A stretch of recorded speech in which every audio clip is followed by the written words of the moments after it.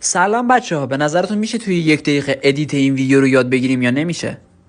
خب بچه ها، واسه این ادیت خفن ما دو تا تصویر میخوایم. اولین تصویرمون یه تصویر ثابت و ساده از فضاییه که داریم. خب برای تصویر دوم بدون اینکه دوربین تکون بخوره باید یه تصویر بگیریم که سوژه‌مون داره از روی دیوار مثلا میپره.